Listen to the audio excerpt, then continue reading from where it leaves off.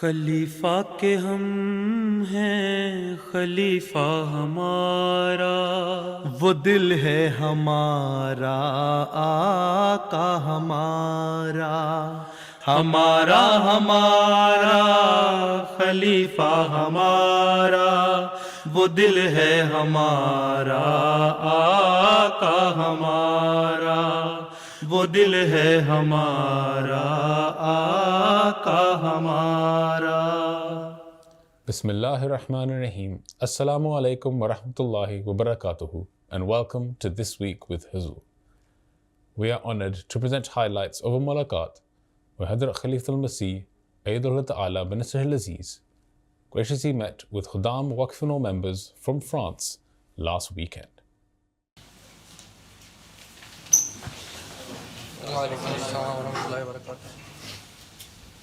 On the 15th of February, Waqf Nur Khuddam from France had the blessing of having a mulaqat with Hazrat Khalifatul Masih V, Ayyadullah Ta'ala bin Nasr al-Aziz. The Waqf Nur had travelled especially for the mulaqat which took place in Islamabad. During the mulaqat, the attendees all had the opportunity to introduce themselves and were also able to ask questions on a range of religious and contemporary issues. واقفین بچوں کو وفا کیسے سکھائیں؟ ان کو بتاؤ کہ تم وقف نہ ہو تو عہد پورا کرو اپنا وقف نہ ہو کا، نہیں تو وقف چھوڑ دو۔ اگر وقف کیا ہے تو وفا کے ساتھ کرو، نہیں تو دو عملی ہے نا، پھر تو منافقت ہو گئی، وفا تو نہ ہوئی۔ وفا یہی ہے کہ ہم نے عہد کیا ہے کہ ہم دین کو دنیا میں مقدم رکھیں گے، تو وقف نو جو ہیں وہ سب سے زیادہ اپنے آپ کو اس عہد کا پابند کریں کہ ہم نے دین کو دنیا پہ مقدم رکھنا ہے دوسروں سے زیادہ، تبھی ہم قربانی کر سکتے ہیں۔ اور وفا کے ساتھ جو کام کریں گے تو پھر اللہ تعالیٰ بھی اس سے راضی ہوگا، اور ایک بندے کے اپنے اللہ اخلاق کا ہی پتہ لگتا ہے۔ ایک عام آدمی دنیا میں بھی دیکھ لو، اگر کوئی وعدہ کرتا ہے اس کو پورا کرتا ہے، اگر وعدہ پورا نہ کرے تو اس کے لوگ خلاف ہوتے ہیں۔ عدالت میں مقدمہ چلا جائے تو عدالت کہتی ہے تم نے وعدہ کیا تھا، اور وعدہ اگر تحریر میں لکھا ہو تو اور بھی زیادہ پکا ہو جاتا ہے۔ تو یہاں تو انہوں نے بانڈ بھی لکھ کے دیا ہوا ہے، پہلے والدین نے لکھا، پھر بچوں نے 15 سال کی عمر میں بانڈ لکھا، پھر 21 سال کی عمر میں بانڈ لکھا، تو پھر بھی وفا نہ کریں گے تو پھر عہد خلافی کریں گے، پھر تو کورٹ تو سزا دیتا ہے، ہم تو سزا تو نہیں دیتے، لیکن اللہ تعالیٰ ضرور پوچھے گا۔ ٹھیک ہے، یہ بتاؤ ان کو۔ خاک سر کا سوال ہے، بگ بینگ سے پہلے کیا تھا؟ کیا اس سے پہلے کوئی اور دنیا موجود تھی؟ اور اللہ تعالیٰ کب سے زندگی بنا رہا ہے اور کب تک بناتا رہے گا؟ ہمیں پتہ ہوتا ہے یہ ساری باتیں تو ہم عالم الغیب نہ ہو جاتے۔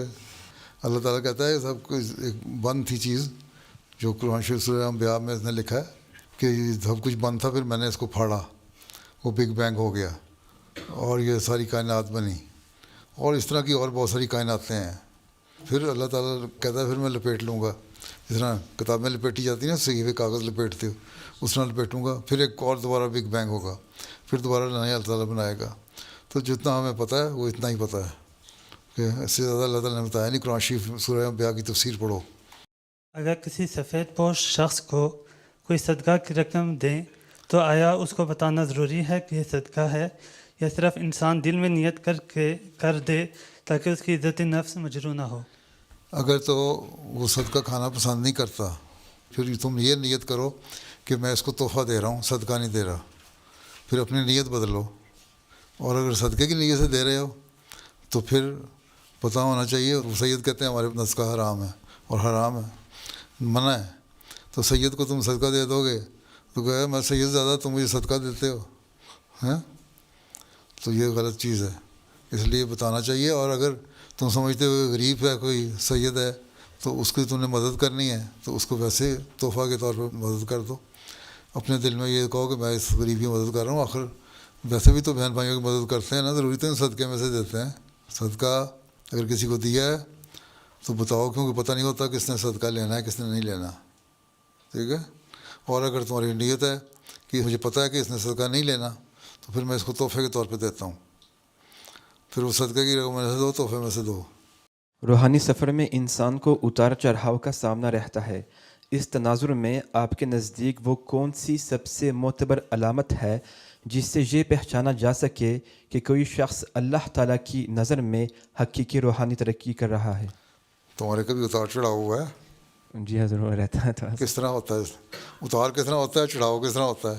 یہ ہوتا ہے حضور کہ کبھی کبھار تہجد کی طرف بہت زیادہ توجہ ہوتے ہیں, پھر کبھی کبھار تھوڑی سی کم, پھر دوبارہ زیادہ ہوتی ہے. تو یہ انسانی فطرت ہے, ہوتا رہتا ہے. جی یہ روحانی سفر میں رہتا ہے تھوڑا تو سا. یہ ہوتی رہتی ہیں باتیں, انسان میں پیدا ہوتی رہتی ہیں. تو جب تہجد پڑھو اور اس میں دعائیں کر رہے ہو اور دل سے دعائیں نکل رہی ہوں, جس طرح میں آج کل دعاؤں کے طریقے سکھا رہا ہوں نا, ہم کس طرح دعا کی کرتے تھے, پھر آج کل حضرت مسیح علیہ السلام کس طرح دعا کرتے تھے, اور لوگ بزرگ جو دعا کرتے ہیں, اگر دل سے دعائیں نکل رہی ہوں, رکت طاری ہو رہی ہو, تو اس کا مطلب ہے کہ اللہ تعالیٰ کو پسند ہے, تمہاری یہ قبولیت کا وقت ہے, اس میں دعائیں کرو.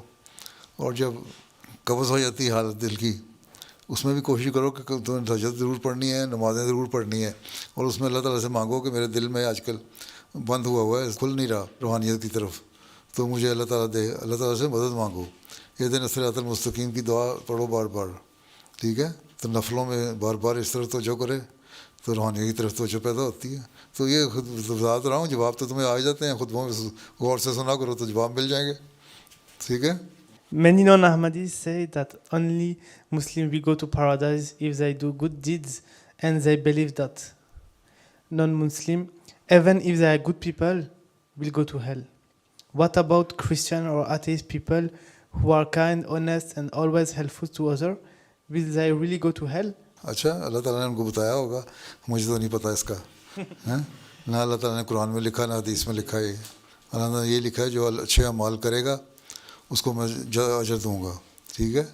ہاں, جو نہیں مانتا اس کی ایک سزا ہے, اگر مخالفت کرتا ہے اور مخالفت میں بڑھ گیا ہوا ہے, انبیاء کی مخالفت کر رہا ہے, ان کی جماعتوں کی مخالفت کر رہا ہے, ظلم کر رہا ہے, تو اللہ تعالیٰ اس کو سزا دے گا.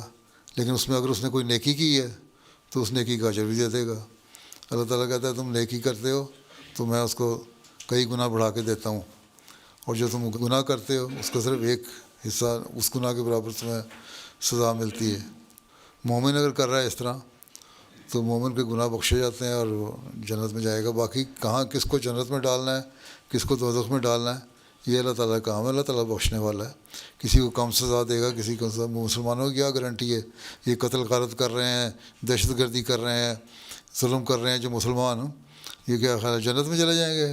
کہتے تو یہی ہم جنت میں جائیں گے, جنت کی خاطر ہم احمدیوں کا سر کاٹ دو, جنت کی خاطر فلاں داعش بن گئی, بوکو حرام بن گیا, آئسس بن گیا, یہ جنت میں نہیں جانے والے, کیونکہ اللہ تعالیٰ نے یہی فرمایا جو ظلم کرے گا اس کو میں سزا دوں گا.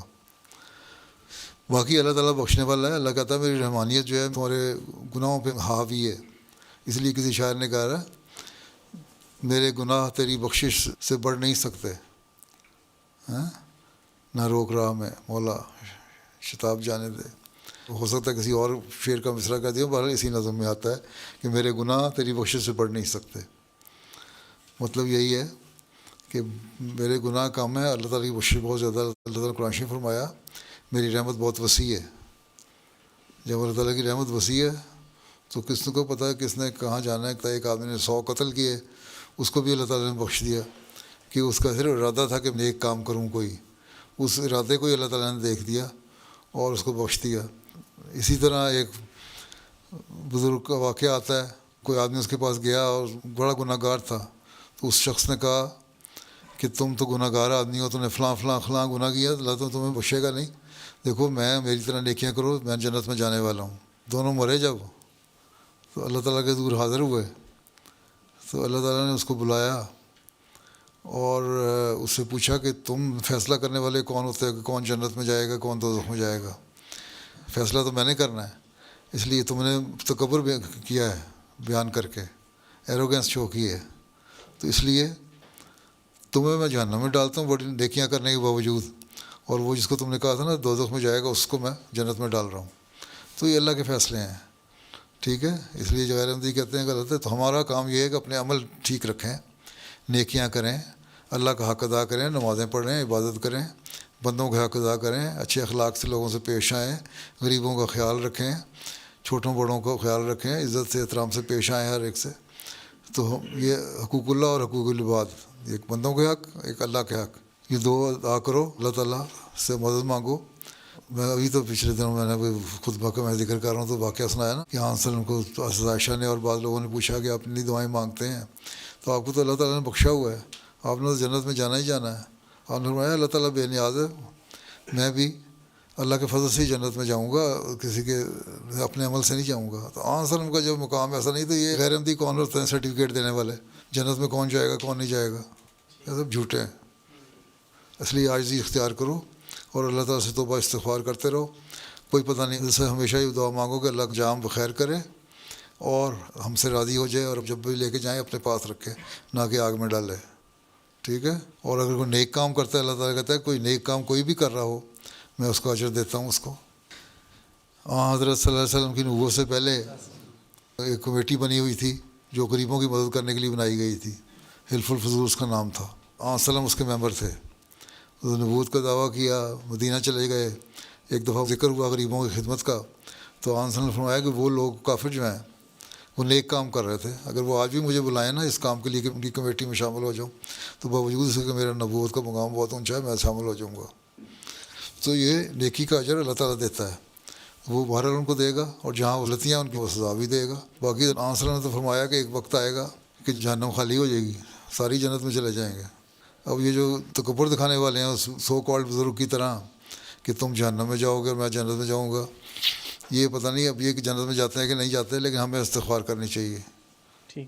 حضور میرا سوال ہے کہ اگر کوئی شخص جماعتی خدمت کرنے کی توفیق پا رہا ہو اور وقتی طور پر اس کی موٹیویشن میں کمی آ جائے تو وہ کیسے اسے ڈیل کرے؟ تم وقفے نہ ہو. قرآن شریف میں اللہ تعالیٰ نے حضرت ابراہیم کی مثال دی ہے, وہ ابراہیم الذی وفا, کہ ابراہیم وہ تھا جس نے وفا کی. تو وفا سے اپنا عہد دہراؤ گے تو ہمیشہ ہمیشہ یاد رکھے گا میرا ایک عہد ہے, اس عہد کو میں نے پورا کرنا ہے. جب عہد کو پورا کرنے کی باتیں کرو گے تو موٹیویشن میں کمی کا سوال ہی نہیں ہے. ہاں کبھی سستی آتی ہے, پھر انسان دوبارہ استغفار پڑھے, اہدنا الصراط المستقیم پڑھے, دعا کرے اور دوبارہ کام شروع کر دیں نئے سرے سے. استغفار پہ زیادہ زور دیا کرو. فرانس میں کچھ خدام ہیں جو صرف اسپورٹس کے پروگرامس پہ آتے ہیں, ہم ان خدام کو کیسے دوسرے پروگرام پہ لے کے آ سکتے ہیں اور ان کو جماعت کے ساتھ کیسے اٹیچ کر سکتے ہیں؟ تو ان کو ایسے ایسے دوستی کرو ان سے. کئی دفعہ بتا چکا ہوں, میری باتیں سن لیا کرو. کئی دفعہ بتا چکا ہوں, دوستی کرو, قریبی تعلقات پیدا کرو, ان کو لاؤ, کھیلوں میں لاتے ہیں, نماز پڑھاؤ, نماز کی اہمیت, جماعت کی اہمیت کا بتاؤ. تم بلاتے ہیں ان کو کھیلوں کے وقت میں ہو, عام وقت میں صرف اجلاس سے بلاتے ہو. کبھی کبھی ویسے بلایا کرو, گیٹ ٹوگیدر کیا کرو, میٹنگ کیا کرو, مذہب کی اہمیت بتایا کرو کہ آج کل کے زمانے میں مذہب کی کیا اہمیت ہے. اسلام کو اجنبی نہ بناؤ, بلکہ ان لوگوں میں شامل ہو جاؤ جو اسلام کو جاننے والے ہیں. ٹھیک ہے. پیارے حضور, میرا سوال ہے کہ عید کے دن روزہ کرنا منع کیوں ہے؟ ہم روزہ کیوں رکھتے ہیں؟ اس لیے رکھتے ہیں اللہ نے حکم دیا, تو اللہ تعالیٰ کو خوش کرنے کے لیے رکھتے ہیں. اللہ تعالیٰ نے اس کو عبادت بنایا نا, روزے رکھنے کو بھی ایک عبادت بنایا نا. نماز, روزہ, زکوٰۃ, حج, کلمہ طیبہ کے بعد, تو اس کا مطلب روزہ عبادت ہے. تو عبادت وہ چیز ہوتی ہے جو اللہ تعالیٰ نے جس طرح حکم دیا اس کے مطابق کرنا, وہ ہم کرتے ہیں کہ صبح سے شام تک جائز چیزوں سے بھی پرہیز کرتے ہیں. عید کے دن اللہ تعالیٰ نے کہا کہ تم نے 30 دن روزے رکھے, اب تمہیں میں ریوارڈ دے رہا ہوں, تو آج تم خوشی کا دن مناؤ. آج تم نے روزہ نہیں رکھنا, کیونکہ تمہارے جو 30 دن یا 29 دن جو عبادت کے گزرے اور اس میں اللہ تعالیٰ کے قریب تم آئے اور عبادت کے لیول کو, اسٹینڈرڈ کو اونچا کیا, معیار کو اونچا کیا, اس میں شیطان بڑا پریشان تھا. تو آج تم خوشیاں مناؤ اور شیطان اس پریشانی میں آج روزہ رکھ رہا ہے. تو تم نے عید کے دن روزہ رکھنا ہے, تو شیطان کے ساتھ مل جاؤ گے, اللہ کی عبادت نہیں کرو گے. ہم نے تو وہ کرنا ہے جو اللہ میاں نے ہمیں کہا. عبادت وہ ہے جو اللہ کے حکم کے مطابق کی جائے. اللہ تعالیٰ کہتا ہے 30 دن روزے رکھو اور عید والے دن روزہ کھولو اور خوشیاں مناؤ, اور پھر ان دنوں میں غریبوں کا بھی خیال رکھو کہ وہ تمہارے ساتھی ہیں, تمہارے بھائی ہیں, ان کو تم نے کھانا پلانا ہے, ان کی خدمت کرنی ہے, ان کو تحفہ دینا ہے تاکہ وہ بھی اچھی عید گزار سکیں. ٹھیک ہے. تو اللہ کے حکم کے مطابق ہم کام کرتے ہیں. ساری عبادتیں جو ہیں اللہ کے حکم کے مطابق ہیں. یہ اللہ تعالیٰ نے کہا کرو تو کرتے ہیں, اس یہی عبادت ہے. یہ کہا نہیں کرو, نہیں کرتے, تو وہ عبادت ہے. ٹھیک ہے. پھر تم یہ بھی کہہ دو گے کہ ہم سحری کیوں کھاتے ہیں اور افطاری کیوں کرتے ہیں, سحری کھانا بھی ضروری ہے. آنسر نے فرمایا سحری بھی کھایا کرو افطاری بھی کیا کرو. 8 پہلے روزے مجبوری سے رکھتے ہیں, لیکن عموماً طور پہ یہی ہے کہ آدمی کو سحری کھا کے روزہ رکھنا چاہیے اور افطاری کر کے روزہ کھولنا چاہیے. یہ بھی اللہ کا حکم, جو بھی اللہ کا حکم کرو گے وہ عبادت بن جائے گی. ٹھیک ہے, اس لیے یہ ہمیشہ یاد رکھو کہ ہمیں جو کام کرنا ہے اللہ کو راضی کرنے کے لیے کرنا ہے, تاکہ اللہ تعالیٰ خوش ہو اور ہمیں انعام دے, ہمارے سے راضی ہو. ٹھیک, جزاک اللہ. رسول اللہ صلی اللہ علیہ وسلم کی حدیث, اسلام اجنبی طور پر شروع ہوا تھا اور اجنبی ہو جائے گا جیسے شروع میں تھا, بس خوشخبری ہو ان اجنبیوں کے لیے. کیا آپ اس کی تشریح کر سکتے ہیں؟ وہاں تو اجنبی تھا نا مذہب, عرب سے شروع ہوا تھا. عرب تو نہیں جانتے تھے اسلام کیا چیز ہے, نہ خدا کو جانتے تھے, تو مشرک لوگ تھے, اس خدا کو تو نہیں جانتے تھے. بعض مواحد بھی تھے وہاں اس زمانے میں, لیکن اس خدا کو نہیں جانتے تھے جو اسلام نے پیش کیا, جن صفات کا مالک تھا. اسی طرح مطلب یہ ہے کہ جس طرح پہلے نہیں جانتے تھے, جہالت تھی, جس طرح انسان نے لکھا ہے نا کہ جاہلوں کو انسان بنایا, انسانوں کو تعلیم یافتہ انسان بنایا, تعلیم یافتہ انسانوں کو باخدا انسان بنایا. تو اللہ سے جوڑا. جاہل لوگ تھے, جانور تھے بالکل, بلکہ ایک جگہ لکھا ہے جانوروں والی حالت تھی. اب اسی طرح اس وقت کوئی نہیں جانتا تھا, عام صلی اللہ نے ایک انقلاب پیدا کیا. اب اسی طرح دنیا داری میں اتنے ڈوب جائیں گے اور غلط کاموں میں پڑ جائیں گے. اب شروع تو ہو گئے نا اثار آخری زمانے میں جو ہونے تھے, جب مسیح موعود نے آنا تھا. اسلام کو بھول جائیں گے لوگ, یہ بھی حدیث ہے کہ عمل کوئی نہیں کرنے والا ہوگا, بھول جائیں گے. مسیح موعود نے اس وقت آنا تھا, انقلاب پیدا کرنا تھا. اور ایک وقت ایسا آئے گا آخر میں, پھر جب قیامت آئے گی ان لوگوں پہ, تو اس وقت بھی وہ لوگ ہوں گے جو اسلام کو بھول کے جانوروں والی حرکتیں کر رہے ہوں گے. تو یہی ہے خوش بختی اس زمانے کے لوگوں کے لیے ہے جو اسلام کو بھولے نہیں ہوں گے بلکہ یاد رکھیں گے, اور ان پہ وہ سزا والی قیامت نہیں آئے گی. باقی یہ زمانہ اب اسلام بھول گیا تھا, یہ زمانہ جو ہے یہ بھی وہی زمانہ چل رہا ہے کہ اسلام کے بارے میں اب شاعر نے یہی لکھا ہے نا, رہا دین باقی نہ اسلام باقی, فقط رہ گیا اسلام کا نام باقی. تو اسلام تو اجنبی بن گیا, لیکن اس میں جو عمل کرنے والے ہیں, نیک لوگ ہیں, جو مسیح موعود کو ماننے والے ہیں, اللہ کے بھیجے ہوئے کو, وہ خوش نصیب ہوں گے, باقی نہیں ہوں گے. اسلام کی تعلیم جو دنیا میں تصور ہے وہ تو یہی ہے کہ یہ شدت پسند مذہب ہے, اور یہی تعلیم تمہارے ملا اور علماء دیتے ہیں. اس میں مسیح موعود کی تعلیم جو ہے وہ ایک, اس کا مطلب یہ بھی بنتا ہے. تو اس کے مختلف پہلو نظر آتے ہیں, اس زمانے کے بھی اور آئندہ آخری زمانے کے بھی کیا ہوں گے. ٹھیک ہے. حضور میرا ایک سوال تھا کہ حضور نے فرمایا تھا کہ جو واقفین جماعت میں خدمت نہیں کر رہے, جو جماعت کی سروس میں نہیں ہیں, ان کو اپنے شعبہ جات میں ایکسل کرنا چاہیے اور بہترین نمونہ دکھانا چاہیے. تو کچھ فیلڈ ایسی ہوتی ہیں جس میں جو کافی ٹائم کنزیومنگ ہوتی ہیں, اور ان جو واقفین ان فیلڈ میں کام کر رہے ہیں ان کے لیے آپ کی کیا ہدایت ہے؟ پہلی بات تو یہ ہے کہ نمازیں نہیں چھوڑنی, عبادت نہیں چھوڑنی, عبادت کرنی چاہیے. صبح اٹھتے ہو تو کوشش کرو قرآن شریف کی تلاوت کرو اور قرآن شریف کا ترجمہ پڑھو, تفسیر پڑھو, تاکہ قرآن شریف کا مطلب سمجھ آئے. Thereafter, Hazrat Khalifatul Masih explained that those Waqfeen who have external careers can continue to serve the Jamaat in various ways. اگر وہاں ان کو وقت نہیں مل رہا تو ویکینڈ پہ کوئی چھٹی کا دن 2 دن تو مل ہی جاتے ہیں, سائنٹسٹ کو بھی مل جاتے ہیں, نہیں تو اپنے حلقے میں تبلیغ کر سکتا ہے, وہ بھی جماعتی خدمت ہے. ڈاکٹر سلام صاحب سارا دن مصروف رہتے تھے, 7 دن کام کرتے تھے, تبھی انہوں نے ہر ایک کو بتایا تھا میں نے یہ قرآن پڑھا, قرآن میں یہ تفسیر نکالی, میں یہ احمدی ہوں, اس طرح تشریح ہے, یہ تفسیر ہے. تو انہوں نے اپنے ساتھیوں کو بھی قرآن کے نکات بیان کر دیے. جماعتی خدمت یہی تو نہیں ہے کہ جا کے تم خدا مولیا کے کام کرو تو کرو. جماعتی خدمت یہ ہے کہ لوگوں کو تبلیغ کرو, بتاؤ اسلام کیا ہے, یہ خدمت ہے. ٹھیک ہے. جزاک اللہ. حضور میرا یہ سوال ہے کہ ہم کس طرح حضرت صلی اللہ علیہ وسلم کی محبت کو ہمیشہ کے لیے محبت کو بڑھاتے رہیں جو ہمارے دلوں میں ہے. درود شریف پڑھا کرو, درود شریف پڑھو, اور اسے غور کیا کرو. ٹھیک ہے.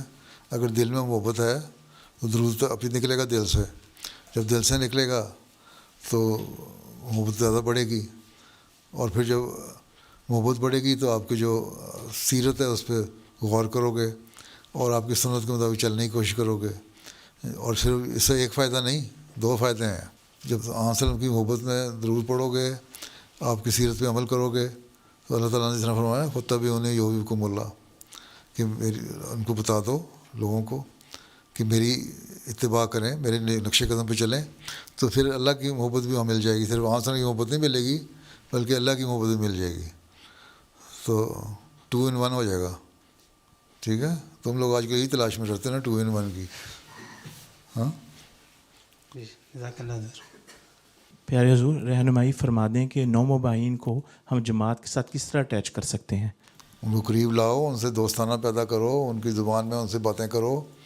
ٹھیک ہے، تو ان کو پتہ لگے کہ ہمارا ہمدرد ہے. یہ صرف ہمارے اجلاس پہ بلانے کے لیے، چندہ لینے کے لیے نہیں ہمارے پاس آ گیا، بلکہ ہمیں اس نے ابزارو کیا. پاکستانی بیٹھ کے اردو میں باتیں نہ کرنے لگ جائیں، جو ان کی زبان ہے ان میں باتیں کریں. اگر پاکستان نہیں ہے تو اس کی زبان میں بات کرو، اگر عرب ہے تو عربی تمہیں نہیں آتی تو فرینچ میں باتیں کرو، فرینچ ہیں تو فرینچ میں باتیں کرو. اس طرح ان کو یہ پتہ لگے کہ ہماری ایک کمپنی ایک فیملی ہے. جس طرح فیملی ممبر بیٹھ کے باتیں کرتے ہیں نا، اس طرح فیملی بناؤ نووائین کے ساتھ، ہر ایک اپنے اپنے حلقے میں، تو وہ قریب ہو جائیں گے. As the mulaqat concluded, the Khuddam all had the opportunity to have a picture with Hazrat Amirul Mu'mineen and received the gift of pens. السلام علیکم.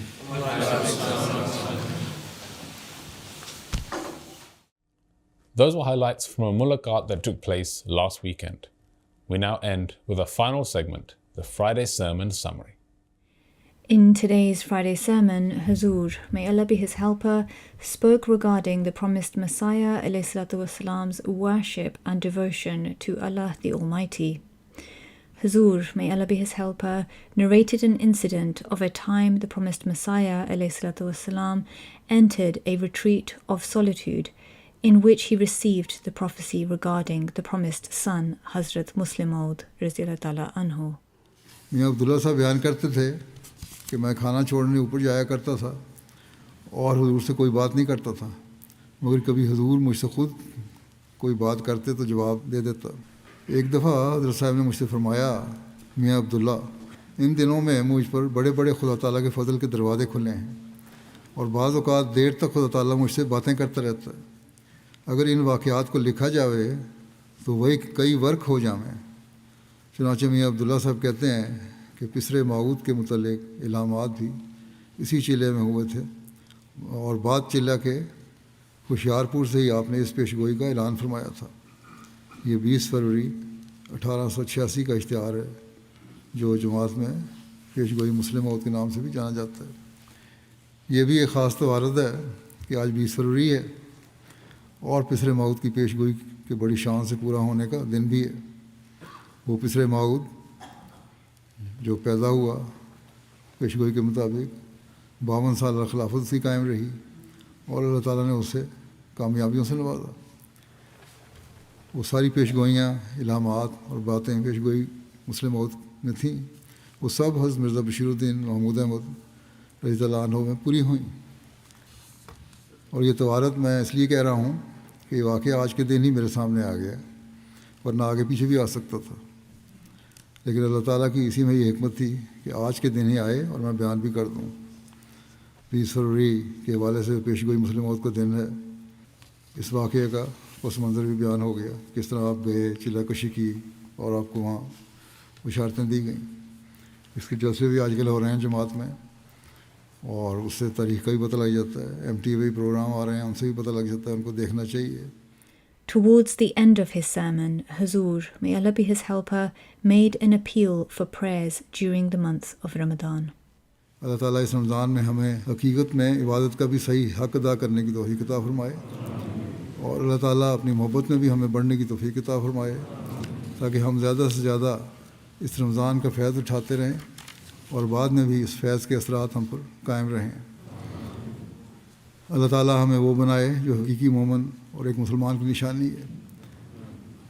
ان دنوں میں خاص طور پر مشکلات اور جھوٹے مقدمات میں گرفتار احمدیوں کے لیے بہت زیادہ دعا کریں کہ احمدی بھائیوں کو اللہ تعالیٰ یہ آسانیاں پیدا فرمائے. امت مسلمہ کو بھی دعاؤں میں یاد رکھیں. دنیا کے تباہی سے بچنے کے لیے بھی دعا کریں. اللہ تعالیٰ معصوم لوگوں کو ان کے شر سے بچائے، اور اگر یہ جنگ اور تباہی مقدر ہے، تو اللہ تعالیٰ ہمیشہ معصوموں کو اس سے بچا کے رکھے اور ظالموں کی پکڑ فرمائے.